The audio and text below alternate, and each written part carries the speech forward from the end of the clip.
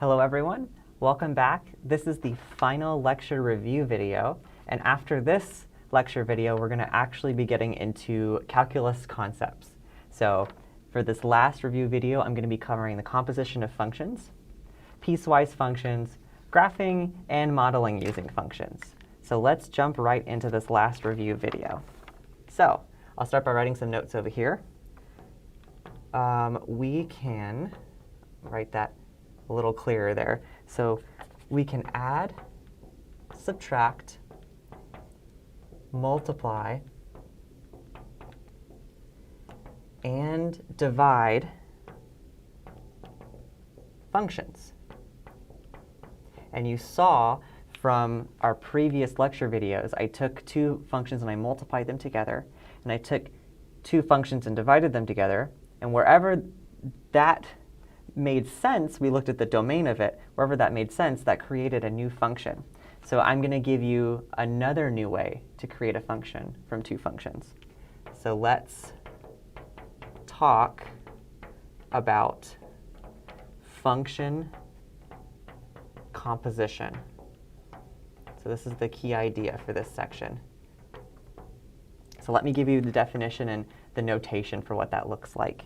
So we read this as f of g of x. This circle here means function composition, so this is f of g of x. This is equal to f, the function f evaluated at the function g of x. So in other words, you plug g of x into the function f of x. The way you'll evaluate this is you start in the center, or for the inner function, and you plug that into the outer function. And you can do this with more than two functions. You would just start at the very last inner function and work your way outward, if that makes sense. So this composition is defined as long as the range of g, so it's the range of g, is contained in the domain of f. So this should be clear. Just like with any function, a function is defined for a certain set of x values. That's its domain. So f has a particular domain. It doesn't matter if I plug in a real number here or an entire function. I need to make sure that when I'm plugging into f actually makes sense and follows its domain. So we're going to do examples in a second. I'm going to show you how we're going to make sure that we restrict our domain so that this function composition makes sense. Let's jump into the examples. So I'm going to present to you three functions that we've seen so far that you should be familiar with now. So f of x is going to be the natural log of x. G of x is going to be the polynomial 1 minus x cubed. And h of x is going to be the root function square root of x minus 3. So these are our three functions, f, g, and h. We're going to use them to build a composition of functions. Let's start by reviewing the domain of each of these. So we'll put capital D here to represent domain. What is the domain of the natural log function? You should remember this. It is all real x that's bigger, strictly bigger than 0. How about for a polynomial? This one has no restrictions on the real numbers. You can plug in any number you want into a polynomial, you will get an answer. So that one's all real numbers. This one, there is a restriction as well. What types of numbers can you take the square root of, or the 4th root or the 6th root?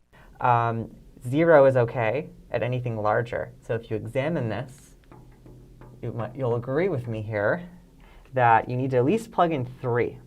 And then you have 0. And then anything larger is also defined for the square root function. So the first step of the battle is to find individually each function's domain. And then you can start playing around with these composition of functions. So let's do the first one. I guess I wrote down that I want to do f of h first, which, using the definition over there, this converts to f of h of x. So it's whichever function is closest to the input variable here. You just peel that one off, and it becomes the inside here. So we need to plug in h of x first. Luckily, I've given that to us. So h of x is this root function here. So this is going to be the square root of x minus 3. So that gets replaced with h of x. And now I need to take this function here, root x minus 3 is an expression. Take this expression, plug this into f. So right where this x is here, you're now going to replace it with root x minus 3. So this will give me ln of root x minus 3. So this is the composition of functions. However, this isn't going to be valid for every single x we choose. We have to restrict this a little bit. So let's look at the domain of this. This is really a two-step process. So once you have all these individual domains, the first place you're going to need to look is at the function you plugged in. So what restrictions are already in place for the input function? Well, here's one of them right here. So x has to be at least 3. That's required for the function that we plugged in. I'm going to write this upside down u. I guess that's just called an n, right? This stands for intersection. So what I mean in English is I'm going to have this and this. It just stands for the word and. I need both of these things to happen at once. So x needs to be at least 3. And let's look at the resulting composition and see if any new restrictions are introduced. Well, I've now introduced from this step to this step the ln function. That requires the argument is at least 0. Has to be at least, or sorry, not at least 0, strictly bigger than 0. X is at least 3 is how you read this. X is strictly larger than 0. That's how you read that. OK, I caught myself there. So for this, there's one additional value I can't include, right? If I plug in 3, this will be 0, and I cannot do ln of 0 because I need numbers to be strictly larger than 0. So x can also not be 3. OK, if I put those two together, that's going to be the set of all x that are strictly bigger than 3. That's my domain. Writing it like this is helpful. You could also draw a number line. So for this one, you would have 3, and you would color everything in that's larger than 3. And then once you realize you don't need 3 anymore, you would go over here, and you'd use your pencil or something, or use your own light board, and do this, and make it an open circle. So this is 3 to infinity. So however you want to draw it or map it out to keep track of the domain. But again, just to go over it, this was the domain of the input function. This was the additional restriction introduced when we applied the outside function. OK? Let's do another example. So let's try this one. Let's do g of h of x. Let's look at that one. So using the definition, this is g of h of x. I'm going to just plug in h of x like last time, but now I'm plugging it into the function g, which is this polynomial. So we'll do 1 minus, instead of x, where this is, it's going to be our function, which is going to be the square root of x minus 3. So that's what h is, and I'm going to plug it in right here. OK, let's take a look at this function and figure out its domain. So for starters, the first step is the exact same. The function I plugged in, the domain didn't change. It's the same function. So we have x needs to be at least 3. OK? And then I'm going to intersect that. Let's look at the resulting function. So here, I can take the third power of any of these numbers. This function here, the g, has domain all real numbers. So even if I were to plug in 3, that's defined. I have 1 minus 0. as long as this is a defined real number, then I can take a real number to the third power, and it's perfectly fine. So I really don't need any additional restriction. So this is truly the domain. It is this. So in this case, plugging it into G did not introduce any more restrictions. It's not a coincidence because this function is very nice to begin with. It's a polynomial. OK, one more example, I think. So let's try this one. So we're going to do f of g of x. So now I'm using a different function as my input function. This is going to be f of g of x. This is f of, and g of x is 1 minus x cubed. And we're going to plug that into f, which is the log. So this is ln of 1 minus x cubed. So this is the resulting composition. We need to find out where this makes sense. So let's think about its domain. For starters, the function I plugged in was g. G is defined for all real numbers, so there are no restrictions currently that I need to worry about. The only possible restriction now comes from the resulting composition. So ln of something, things can go wrong. Remember, you need whatever is in here to be at least 0. So I'm going to set this. We need 1 minus x cubed to be at least 0. If I go ahead and add this over, this is the same thing as having 1 is strictly bigger than 3. I think I just heard myself saying at least 0 here again. This is not at least 0. This is strictly larger than 0. I don't know how many times I'm going to have to say that before I stop saying it. But this is strictly larger than 0. This is not at least 0. This is at least 0, OK? This is strictly larger than 0. OK, I think I'm just telling myself and not even you at this point. OK, so we have this inequality. This is kind of mysterious. Let me flip this around. So we have x to the third minus 1 is going to be less than 0. Make sure I did that right. It looks good to me. And then from here, I can factor this. So let me move this. And I'm going to have x minus 1, x squared plus x plus 1 is less than 0. So this factoring I used is called a difference of cubes. So I'll write that. This is difference of cubes. OK, so there are two possibilities where you could be less than 0. Let's do interval testing. And if you allow me to, I'm going to go over here, because I have room over here. 1 is a particular spot of interest, because around 1, the sign goes from negative to positive. This right here is an irreducible second-degree polynomial. It doesn't have any real solutions. So you're not going to be concerned with finding any kind of critical numbers in here. There's no solutions here.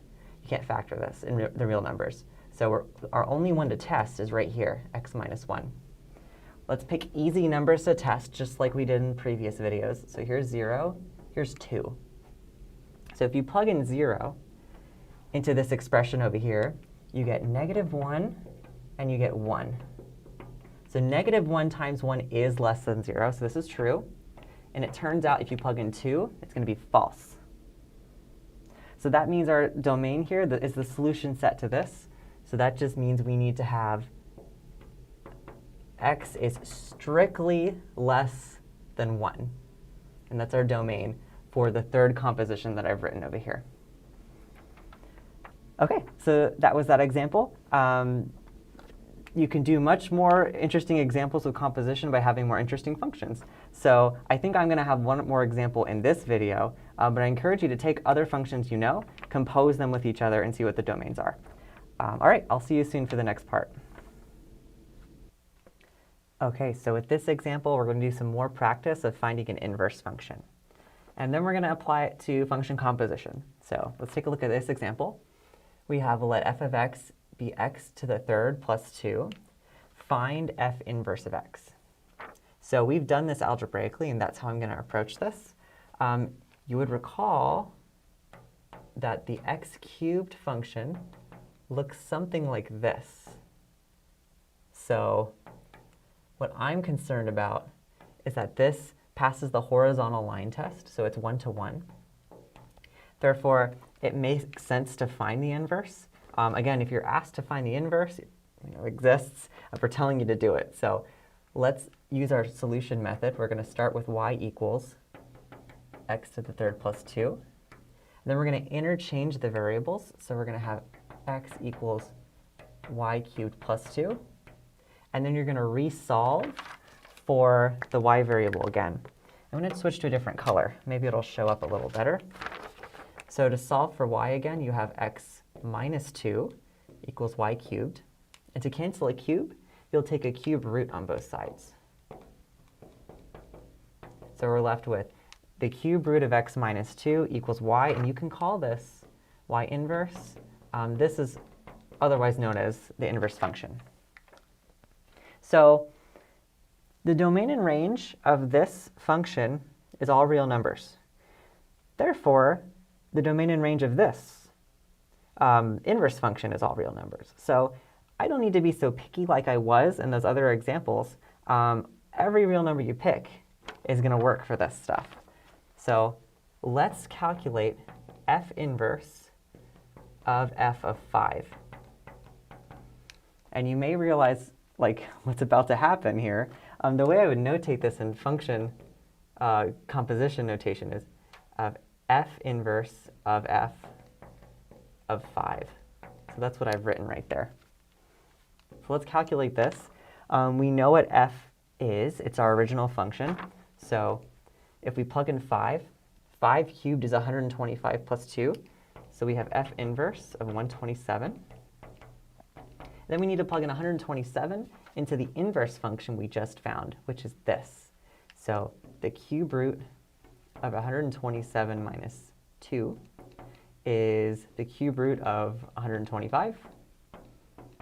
Lo and behold, this is just 5, because 5 times 5 times 5 is 125. So what we input into the composition of 5 is what we started with. That is not a coincidence. You probably guessed that that was about to happen. So I just did this to illustrate something. So in general, f inverse of f of x equals x, and vice versa. F of f inverse of x equals x. For all of those x in the domain where this composition actually makes sense going each way. So you should always get what you started with, because f and f inverse, they basically undo each other. So that's why we have 5 and 5 here. OK, so let's take a look at another example here. So let's start with a function f of x, and it's going to be equal to x cubed minus 1. So f of x will be this. We're going to show at least 2 different ways to express f of x as the composition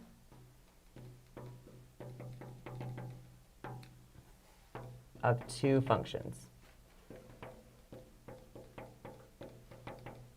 So we'll need to be a little creative with this one, because the directions are kind of open.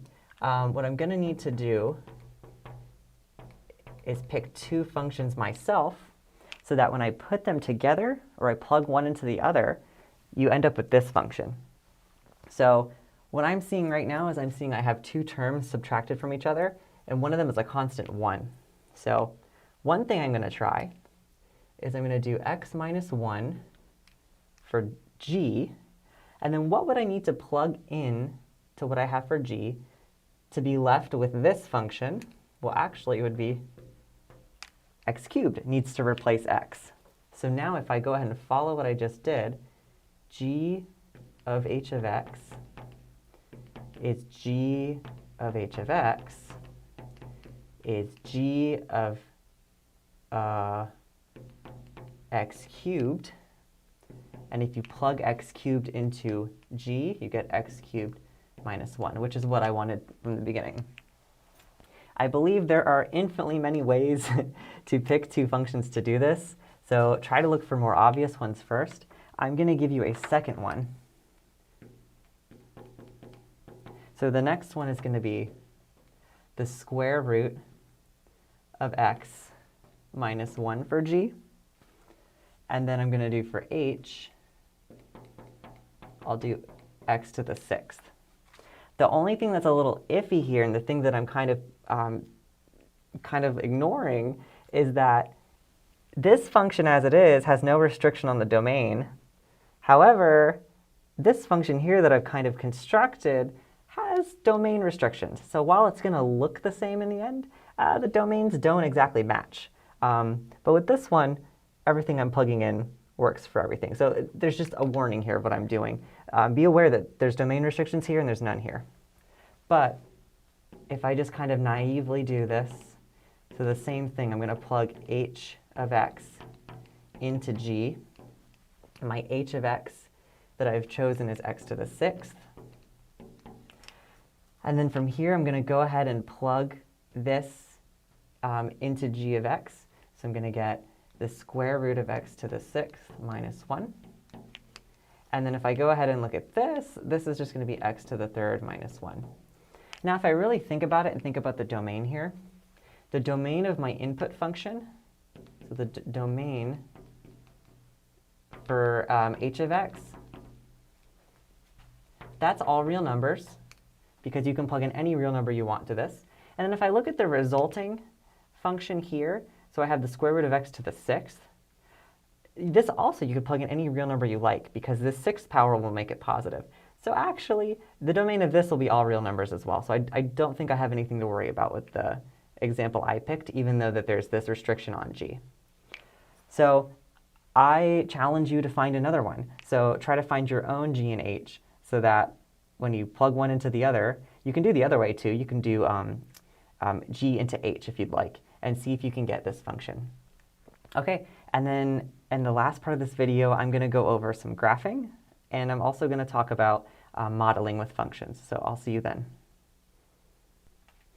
Okay, so I'd like to wrap up with some graphing review, and then ignore this for right now, but this is going to be a modeling problem, but you can just kind of ignore this, or you could pause, I guess, and write it down. I just wanted to save myself some video time by writing it there.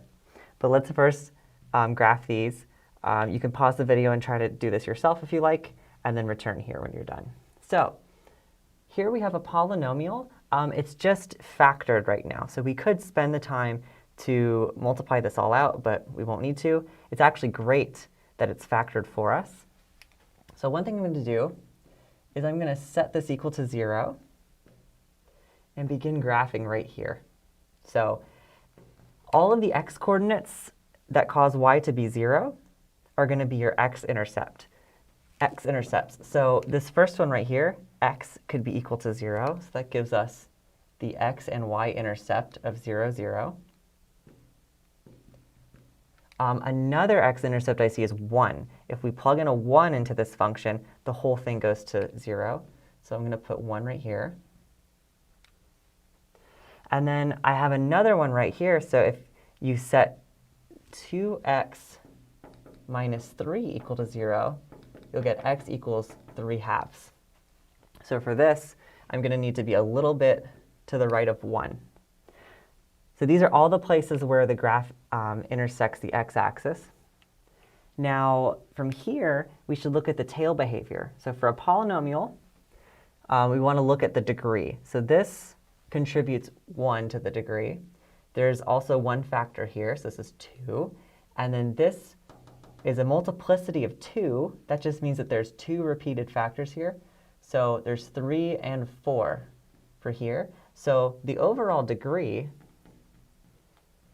is going to be 4. There are 4 factors here. From here, I need to look at the leading coefficient. So all of the coefficients in front of the x terms are going to be positive. This one is positive 1x. This is positive 2x. And if I square this negative term here, this will also be positive as well. So I know that I'm going to have 2 tails. They're going to be pointing up. This is because my degree is 4. It's even. And I have a positive leading coefficient. Remember, if your degree is odd, the tails point in opposite directions. If your degree is even for a polynomial, the tails point in the same direction. And this time it's going to be up, because I know that the leading coefficient is positive. Now, how do I map the rest of this? Well, it depends on the multiplicity of these factors. So when you have odd multiplicity, like this factor, you only see it once, and this factor only has a power of 1, that means the graph is going to go through those x-intercepts. So we're going to go through here, and we're going to go through this one. When you have an even multiplicity, so 2, 4, 6, so our even power for this factor, the graph comes up to that x value, but then bounces back down, so it does not go through. So here we're going to have some kind of bump like this, and it's going to go back down again. So we go through these that have odd multiplicity, and we get a bounce back here. If you wanted to be even more exact with what's going on between these 2 points, or these 2 points, you would simply plug in another x value here to kind of chisel out your graph even more. So you would find maybe what f of 1/2 is. You'd calculate that, get a value, and then you can get an xy coordinate here. But I won't do that. This is just a rough sketch of what's going on. So here's what this one looks like. Kind of looks like a W, I suppose. Sorry about that. For this one, you have a rational function. So remember, rational functions are simply 2 polynomials divided by each other here. What I can do right away is simplify and factor. So if you see you can simplify, go ahead and do that. So if I simplify, I'm going to factor out a 2, and I'm going to get x squared minus 9 on top, and x plus 3. However, this is a difference of squares, so this will be x minus 3, x plus 3 over x plus 3. And then finally, these 2 terms, this and this, will cancel out because they're a common factor, and you're going to be left with 2x minus 3. However, we can't just forget that this ever happened. This was present in the original function, so I'm just going to introduce the restriction here that x should not be -3, because you weren't allowed to plug it in the original function. But this is much easier to graph. This is, you should know what type of equation this is, right? You have an x to the first power. What is this called? It's called a linear equation. So let's graph this line. So let's go over here. This is equal to y, by the way. The y-intercept is -6. So I'll go down here, 4, 5, 6. Go to -6. And then the slope is going to be 2 over 1. So I'm going to go up 2 from this point I just made, and then to the right 1. It's positive. Oh, it's not high enough right there. It's positive, so it should be increasing, just like this. Now, there's one problem. X is not allowed to be -3. It was not in the original domain. So to really include that in my graph, I need to go lower here. So pretend I've made it to -3. Instead of having a point here, there will be a hole in the graph right there. This is called a removable discontinuity. And we will cover that pretty soon in this first unit of calculus. We will cover all sorts of discontinuities. So this is one of the types of discontinuities where you have a hole in the graph like this. OK, so that was just a brief review of graphing 2 different functions. Let's turn to this last example here on modeling. So it says we have a rectangular field. It's fenced in with 200 feet of wire. And we're going to express the area of the field in terms of the length of the fence. And then the further question is, what's the domain for the function you've created here? All right, so I think a picture is very helpful for these modeling questions. So I really encourage you to draw a picture. It looks like you have the entire rectangle. There's no restrictions. you're just making a rectangular field and you have 200 feet of wire. That 200 feet, if that's the length around all of this wire, we have that that's the perimeter. So inside here, I'll put the perimeter is 200. And I'll call this one the length, x, and y can be the width. So one relationship that I can write down is that the perimeter equals 2x, so you have to have 2 of these, and also 2 y's in order to walk around the entire fence. And this is also equal to 200 because that's given to us. Well, we can make this even easier on ourselves by just dividing both sides by 2. So divide every single number by 2, and you get x plus y is 100. And then that's going to help us create our area function. So we need it in terms of the length, which I've called x. We need the area formula now for a rectangle. So we know that area of a rectangle is length times width. So let's express it as a of xy is x times y. So now from here, I can replace the y variable, right? So I know that this is true. So let's solve for y. Let's get rid of the y, substitute it out, so we have everything in terms of just x. So y is equal to 100 minus x. And now let's rewrite this. This area function only depends on x now. So I'm just going to have x as my input variable. And you have x times and y is equal to 100 minus x. And that's really all we were asked to do. We were just asked to find the function for the area in terms of only the length. So now all you see is x as your variable, and that's it. But I've missed something, right? What is the domain of my function? So it helps to write down what you're actually representing. X is the length. So if we think about this rectangle, we think about all the different dimensions it could be. We definitely don't want the area to be what kind of number? What would not make sense in the real world? The area of something that exists should be at least 0, right? We should have that the area, I'm going to write the actual word, area should be at least 0 feet squared, right? If there's something in there, I'll even give it to you that the area could be 0, because I guess you could have nothing, and then the area would be 0. But it's got to be at least 0. However, I need a 2-dimensional thing to happen, too. I need some kind of rectangular enclosure.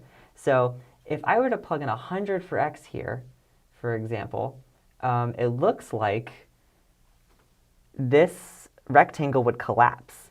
So I could have the skinniest rectangle like this, and it could be something like, I don't know, 99, 99. And then I could have really small sides here. So it'd be like 1 and 1. So I could have the length could be 99, could be 99.9, right? But it can't be 100, because as soon as you get 100, you don't have a rectangle anymore. You just have a straight line. So we're going to restrict our domain. It's going to go from 0 to 100 feet. I'm going to make it strict because I really don't want the situation where it just collapses to like a line and it's not a rectangle anymore. So this is the domain of my function. All right. Thanks so much for watching. In our next video, we're going to be looking at actual calculus concepts. We're going to be talking about the limit. So that'll be exciting.